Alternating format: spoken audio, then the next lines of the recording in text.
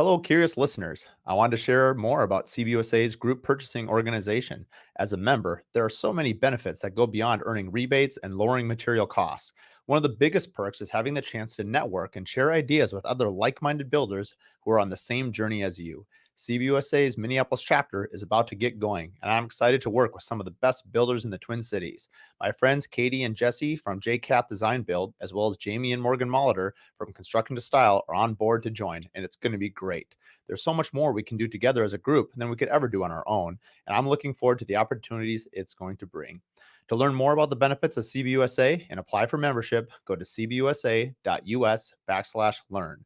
That's cbusa.us/learn. Additionally, if you want to hear me interview Ryan Lipchek from CBUSA, that's episode 26 on the Curious Builder podcast. Probably about 5 years ago, as I hired a few key people, I took a step back, and the people I put in place did not do the job they needed to do.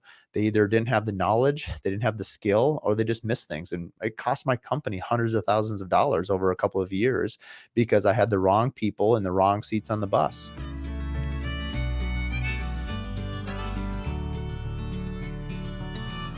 Welcome to the Curious Builder podcast. I'm Mark Williams, your host. Today's Q&A session has two questions that have been submitted by the listeners. The first question is, when you first started to hire employees, were they hired for support staff, or was their position an income driving hire? Also, how do you retain them between projects when things slow down? So this is a two-part question and a great question. So I, first of all, should disclaim that I think I'm a very bad individual at scaling a company and hiring people. I've been very fortunate to, I feel like, just get lucky. I just have some good instincts on people early on, and I just had the right people around me. And I didn't put a lot of time or training into my early hires. In the very beginning, it was sort of sink and swim. I mean, first off, when I first started my company, I had, an office manager. She was a former title company owner and had run the books for several building companies. So it's kind of a no-brainer. She knew way more than I would ever know. In fact, her name was Margaret. I jokingly told her, I think into year one, just knowing how capable she was, I said, if you're ever going to retire, I need a 5-year notice. And without missing a beat, she said, consider yourself notified. So I think the first thing is finding good people. For me personally, I wanted to sell, I wanted to build, I wanted to meet with clients. I did not want to be running the books. I did not want to be writing all the checks. I did not want to be, compiling all the insurance certificates, all the things you need to do as a business. But that was certainly my first hire. In fact, I don't know how you run a company without it. So I never really did it alone. So I think before I even started a company, I had an employee because I had to. That was how I wanted to do it. So how I paid for it, frankly, I don't even hardly recall. I must have borrowed money from the bank to pay their salary and just kind of figure it out, while I was going on. My first home was a spec home, but as we went along, obviously you're building it into your sworn construction statement. I mean, there's so many things that I did not know early on, like the cost of an employee. I just charged a client, or let's say I was doing a model home. I would price my profit did not even include my overhead. I was not smart enough to even know that. I mean, if there was podcasts back then or educational tools or people to tell me that, that would have been super helpful. I was definitely losing money hand over fist in those early years.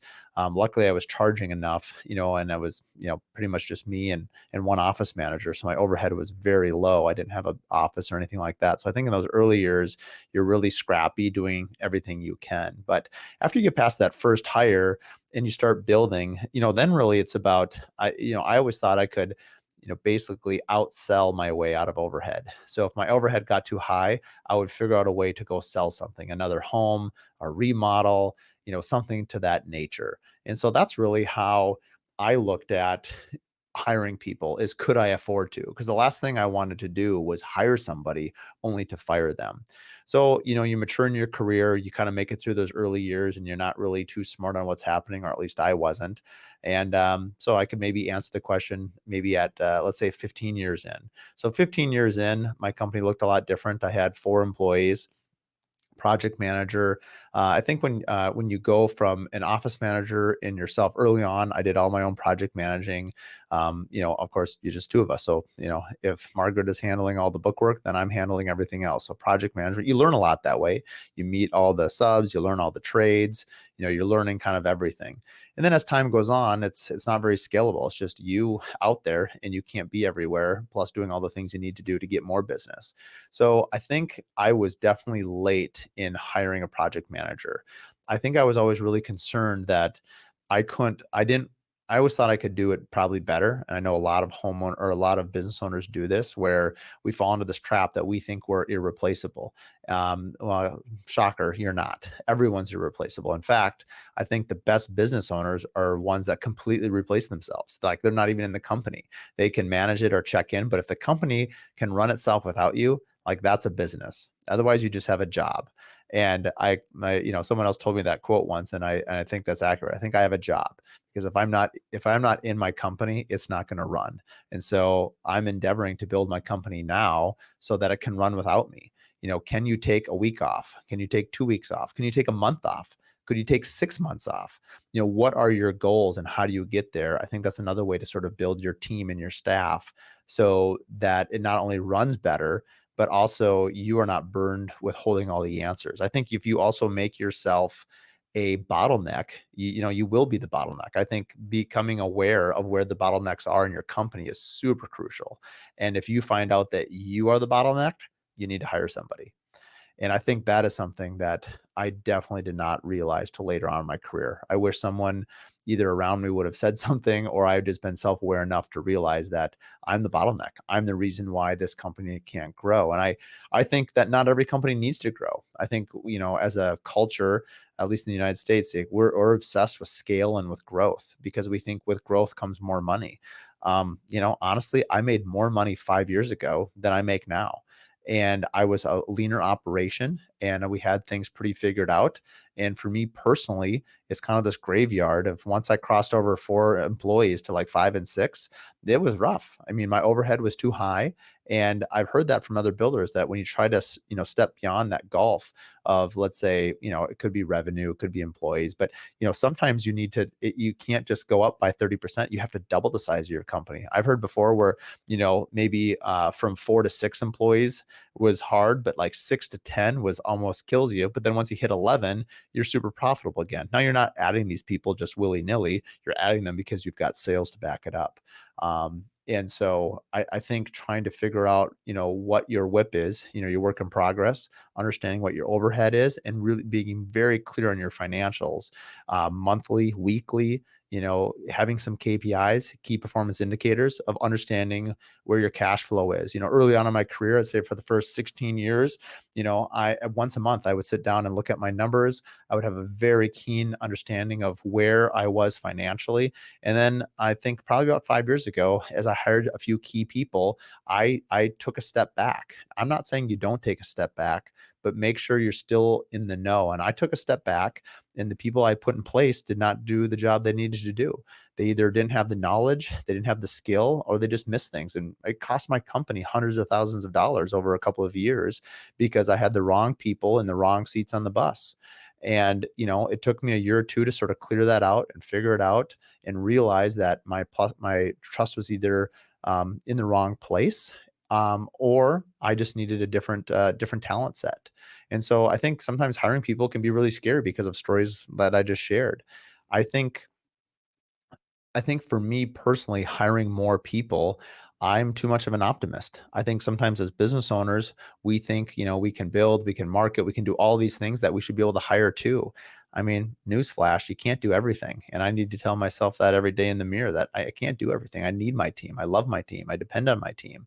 And, sometimes my clients are part of my team, because you want them to be your super fans and you want to give them a great client experience. Well, if you are doing everything, you're going to burn out. And so it just doesn't work. I think for me personally, I've sort of decided that I'm going to have my team hire people for me in the future. About a year ago, we went through some changes and I was doing some consulting with somebody, and one of my key employees he was going to move on. And I was lucky that I was working with this consultant, and I was just so busy trying to finish some jobs. I said, I don't have time to even interview all these people or look for them. I said, can you just handle it? Inevitably, that was one of the best decisions I've ever made. They vetted everybody. They kind of ran them through the gauntlet before I ever met them. I had my team interview them so that when I finally met them, it was like the best of the best. And I was like, well, man, if my team says yes, if everyone I've had interview this says yes, like unless there's just a massive red flag, like I'm going to say yes. Where in the past, I would sit down with them. I'd have a 1 hour conversation with them, and I would pretty much be like, yeah, I like this person. I'm sure they're great. I'm sure they'll figure it out. Sure, I'll hire them. And basically it ended up being I hired whoever I just made the best first impression. That is not the best way to hire people. And I understand people out there are probably laughing at me and that you don't think quite like me, but I'm a very trusting person and I give people a lot of attitude, a lot of aptitude to keep on going and just to say like, you know what, I hope you can figure it out. And I probably value communication and the figure it out factor more than anything else. And if you have those two, then I'm willing to be patient and let you learn. Um, I think to scale a company, the way I look at my peers and how they've done it, they do a much better job of training people. I used to kind of just hire, who I thought was A+ talent, and I'd say, it's sink or swim. Like just get in and figure it out. And I didn't really have a training plan. It was like I'm busy, doing the things I need to do. I'll certainly sit down with you and explain things, but I tended to hire and pay for people that I just wanted to hire starting pitchers. I didn't want to have to bring them through the minors. I didn't want to have to train them. And, sometimes that works, sometimes it doesn't.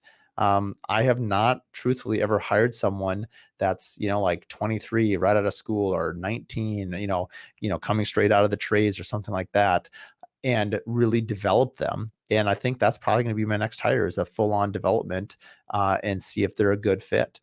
And I think some of the hires that have worked out the best for me, my current project manager is amazing.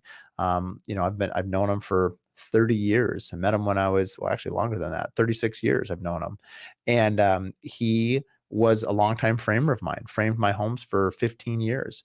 And then when he decided that he wasn't going to frame anymore, I said, well, why don't you come and be a project manager? So that's a little bit different scenario because he knew every single person that I already knew. He worked with all the trade partners. They all knew him. So it was really easy. So maybe one way to hire someone, if you're looking to hire somebody, is promote somebody within your network already. If you're a builder, look to your framing crews, look to your trimming crews.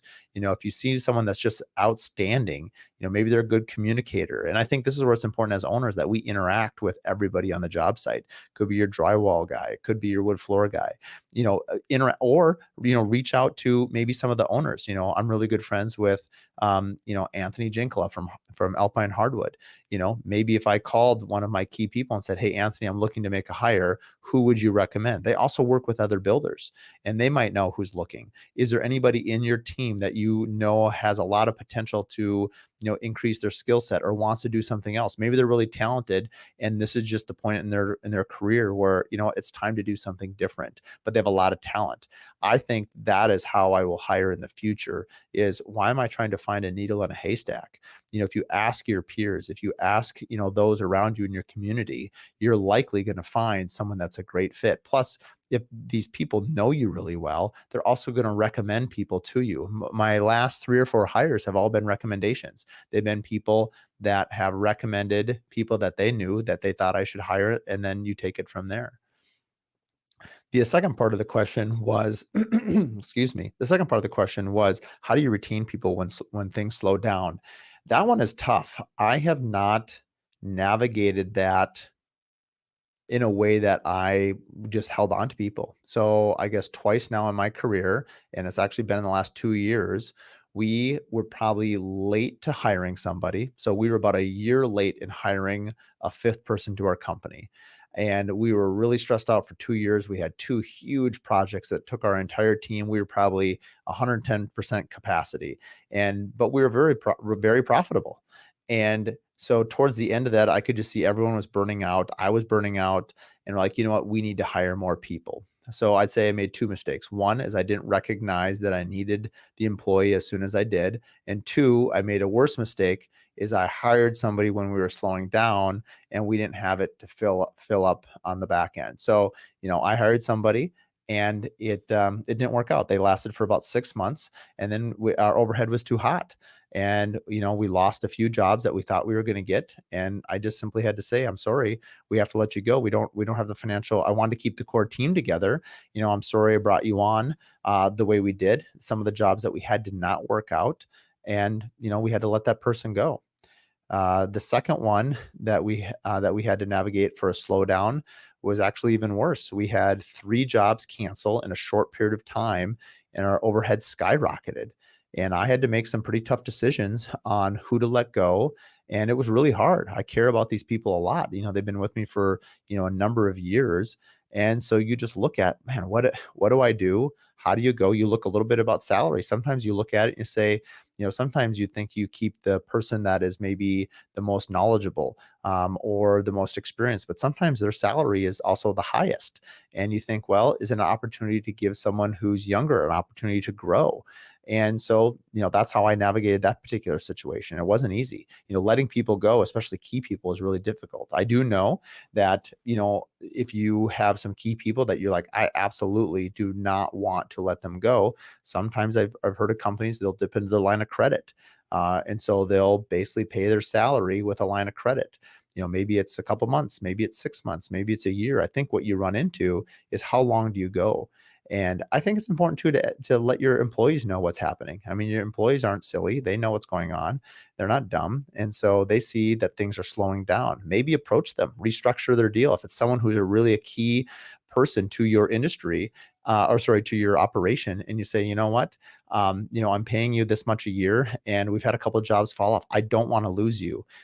Could you maybe work 3 days a week? Would you like more time off? I mean, I think that would be a very, mutually beneficial thing. They might surprise you. They might say, you know what, I actually would like to take some time off, or I would like to spend more time, maybe it's 4-day weekends. And what would that do for you? That would be amazing opportunity. Also, I think, just asking the question and then being quiet, ask if they have ideas. I think sometimes as owners, we think we have to come up with all the solutions on how to keep our people. But I think honestly, ask them. I think they're going to be a great resource. This episode is brought to you by Alpine Hardwood Flooring. They've been our partner now for over a decade, installing all our wood floors on all our new homes as well as our remodels. And on a personal level, Adam and Anthony Jankola, the owners, are just absolutely amazing people. They've been so supportive of my career as well as doing anything we need to make sure that our clients are happy. And they work so well with our other vendors and trade partners at not only protecting their product, but also ensuring everyone else's looks great. So if you're looking for a wood floor or for a refinish, I highly recommend Alpine Hardwood Flooring. Okay, the next question is, how do you scale a company, and when do you know it's time to scale? Again, I'm not sure I'm the best person to answer this question because I've chosen not to scale. I found it, bumping into that glass ceiling for me has been very difficult. But in talking with other builders, I think if I was to scale, the way I personally would do it is I would try to load up on some pre-sales. So I would probably not do the spec home thing in this version because I'm borrowing even more money to make it happen. Personally, I would be more debt adverse. So I would try to go sell a few pre-sales. And if I could get 4 or 5 jobs into pre-construction and I know I've got things happening, I think this is where really understanding your work in progress, your WIP, and also understanding where you're currently at. And so let's say you have, a handful of people that you've sold design jobs, you've priced them out and you're ready to go. And you're saying, well, I can start this house in about 4 months because I've got other projects in queue. That's a great time to go hire somebody. You've got a 3 to 4 month window. You've got the pre-sale. You've maybe even asked for a down payment. And now you can go out and hire, let's say, a project manager or a site manager or a project coordinator to come into the office. And you're going to probably work them with a more experienced project manager or someone else on your team to kind of train them in. Or, maybe it allows you the time to train them in yourself.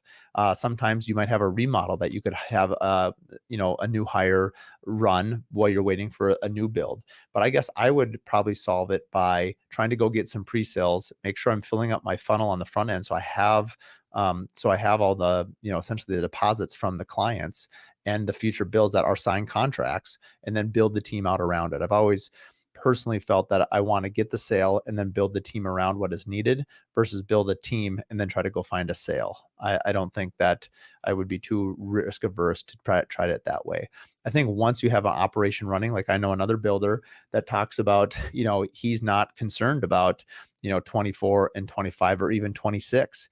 He's selling 3 years into the future. And so he's worried about 27 or 28. Well, I think if you are that sophisticated of a builder, and if you're thinking that long term, you are in a great position to really look at your staff and say, okay, I've got 2 years where I can bring on a person and train them on to meet this future capacity. Or if you see sales starting to dwindle and your funnel starts to dry up, you can lay people off, let them go and much earlier and not have it hit your bottom line that affects everyone. Or again, you can make that decision as a business owner and say, you know what, I'm going to approach them and say, do you want to work part-time? Would you be willing to take a pay cut, or do you want to restructure your contract because we see a slowdown in the future? And so I think that's just having an honest discussion with your team. Sometimes I would say it'd be a blessing in disguise. Sometimes, contracting a company can be a blessing. Sometimes you have people on your team that you're loyal to and you care about them deeply personally. I know I have. And it really in some ways, it disguises their abilities on what they can do. You become so attached to them as people that you sort of lose perspective from a business approach. And so as tough as it is, and as hard as it is, there is definitely a silver lining sometimes in a contracting company. Sometimes being forced to let people go through, through tightening of budgets or a down economy allows you to sort of reshuffle the deck and, kind of get some new talent, some new blood. And sometimes it can re-energize your company. And other times it can be really challenging. I think navigating those downturns is as challenging as navigating it when everyone is too busy. And so, I'm reminded of this old adage that you're either busy trying to get busy or you're busy being busy, but either way, you're busy.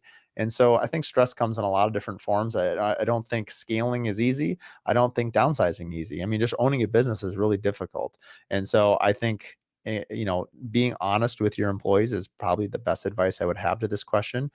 Invite them in, invite your confidence, your other business owners, reach out to other builders and ask them, what recommendations do you have? But at the end of the day, you have to make the decision, what works for you and what works, for the employees that you're bringing on. So hopefully that was helpful. If you have any questions, you can always reach out to us directly at the CuriousBuilderPodcast.com.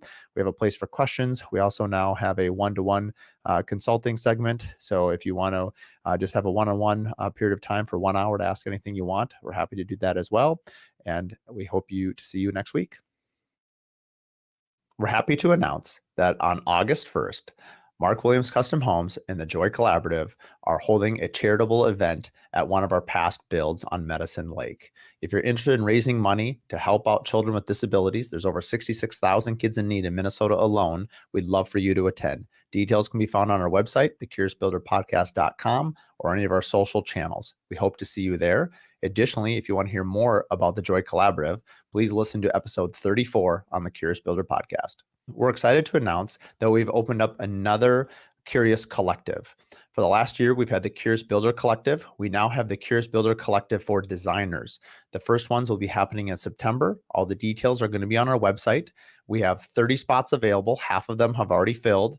We additionally have 8 spots left in the Builder Collective. If you're interested in getting together in small groups of 9 with local Minneapolis-based builders and designers in separate groups, and talking about your business, talking about your brands, asking those questions that you wish you could ask another business owner, then this is the place for you. Details can be found at thecuriousbuilderpodcast.com. The podcast has now been running for the last 2 years, and it's because of people like you that are listening to the podcast, spreading the word, that our audience continues to grow.